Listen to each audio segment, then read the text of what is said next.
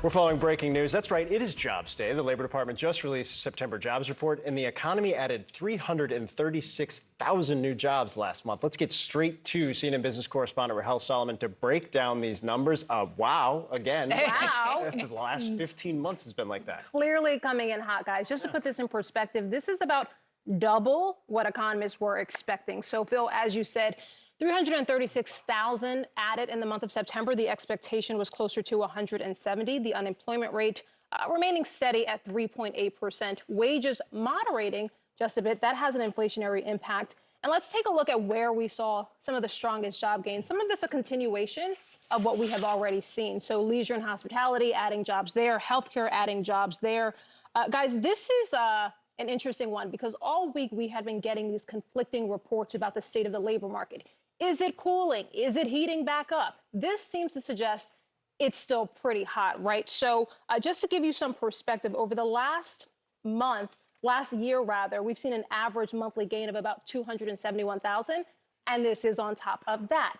Revisions, very important here. For the prior 2 months, we added an additional 120,000 jobs more than expected, 120,000 jobs more than expected. So it's still a strong labor market, which is great for the American worker. In terms of what this means for the larger economy, in terms of the Fed, well, this seems to suggest that the next time they meet at the end of this month, October 31st and November 1st, the chances of another rate hike have increased. Very strong. Yeah. Yeah. It is amazing when you look at those numbers and you put it in perspective, too, we got over the past 12 months. And then seeing what we're getting today, more revisions upward. Also with us this morning, CNN economics commentator Catherine Rampell. So, Catherine, when you look at this, it's fascinating because we are hearing from the president later today, who will often speak, understandably, after a strong jobs report. There has been this consistent attempted push at Bidenomics and selling how much this strong economy is due to the president's actions. Do these continued jobs reports, are they starting to chip away at that? Are they starting to help to make that case? They certainly don't hurt. I mean, these numbers are really, really strong. Now, I would take all of them with a little bit of a grain of salt because there's like wacky seasonality happening here. The strikes probably are not included or not accounted for. But even so, these are very strong numbers. To what extent Biden can take credit for them? He's going to take credit no matter what. You know, I think we are seeing a very hot economy here. And look, a lot of sectors are doing much better than many people expected. Food services, for example, is back to its pre-pandemic highs. Another thing that, again, I don't know if it's exactly due to Biden versus other factors, that's worth noting is that women's labor force participation, at least for prime working age women, is at a record high today through this report. So there's a lot of good news to tout. And I think the president's attitude will be if he's going to get blamed for bad stuff, he might as well take credit for the good stuff, too. It's not a terrible policy. I have to imagine what futures are doing right now. And I say that because this was like the week where I feel like every newspaper had the front page story of like rates are really going to start to bite finally over time. And market participants are starting to recognize that. Well, that tells the picture, right? So just to provide some perspective, just before the numbers crossed, our team looked at futures and Dow was up slightly. Just as soon as they crossed, they tanked about 180 points. They're now off still about 180 points. So the reason why, I mean, this is good news for the American worker. Right. This is good news about the labor market, except that it means the Federal Reserve, that Jay Powell and that committee, it now sort of gives them a bit more push to increase rates further. And we have already seen 11 rate hikes since March of 2022, 2021. Let me get my math here. 2022, the year has gone by. Together at this yes, point. Exactly. So we have already seen 11 rate hikes. They have already boosted rates 5%. And yet the recession that so many people thought was inevitable never materialized. But every time we see the Fed continue to raise rates, it makes borrowing more expensive and it sort of increases that likelihood. So that's why we're sort of in this period where good news is bad news, good news is weird news. Like, I mean, that is the space that we're in. It's this alternate universe that we've been living in now for Bizarro some time, world. right? Yes. Where none of it makes sense. You mentioned, Catherine, the strikes, and likely not involved in these numbers. When will we have a real sense of that? It depends how long the strikes continue. One would imagine that the UAW strikes, for example, might appear in next month's report. So rather the report that comes out for the month of October, that is released in early November if the strikes continue through the week where they conduct the survey. The difficulty with all of this is that even though these numbers are reported as being a monthly number, they're really focusing on a snapshot in time during that month. So that's why you don't see them in these data, but you might see them in the following month's data. Same deal with, for example, the writers' strike ending. You might see a little bump in next month's report because all those people went back to work this month. Matt Egan is in New York to help break this all down for us. Let's just have a look at the headline number because it is super spectacular. It has to be said. Let's just explain where those jobs are and why this number is significant.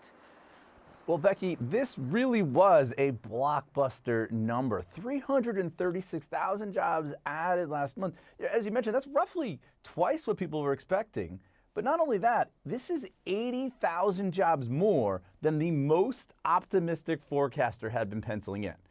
That is pretty incredible. And this is an acceleration from August, which, by the way, was also revised higher. If you look at the chart, you can see that in some ways this jobs market apparently is actually heating up at a time when a lot of people thought it was cooling down. And so from the perspective of these fears of an imminent or ongoing recession, clearly that is not something that's happening right now. There's nothing about these numbers that speak to an imminent recession.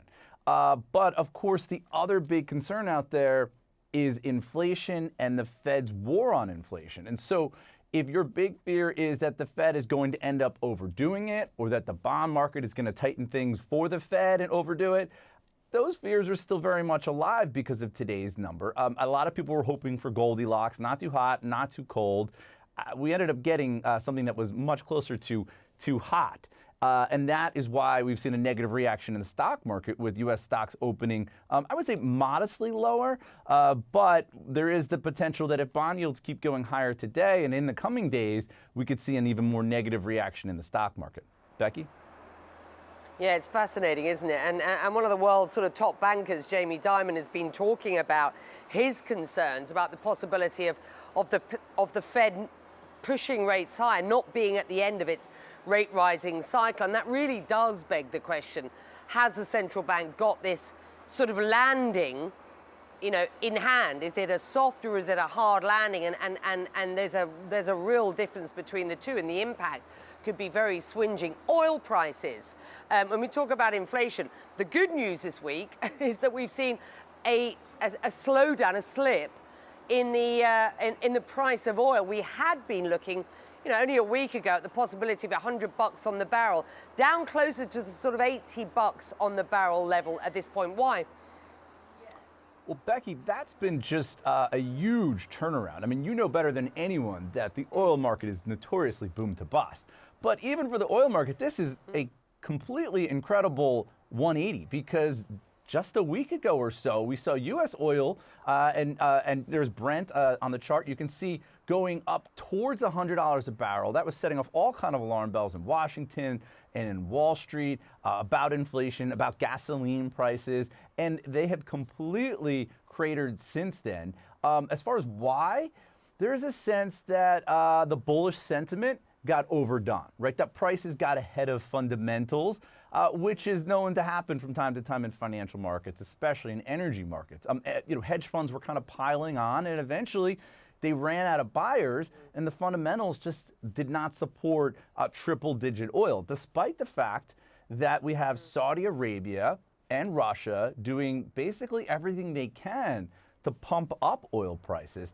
That strategy had been working, and right now it's not working so much. But from the perspective of consumers here in the United States and really around the world, this is very good news because it means that retail energy prices, gasoline prices can cool down. I talked to a veteran energy analyst here in the U.S., Tom Closa, and he told me he thinks that gasoline prices in the U.S. are going to go towards $3.25 a gallon by the end of the month. That's down from around $3.75 right now. So that would be huge. And the oil price drop, Becky, is also very important from the perspective of central bankers because it helps them in their fight to get inflation under control.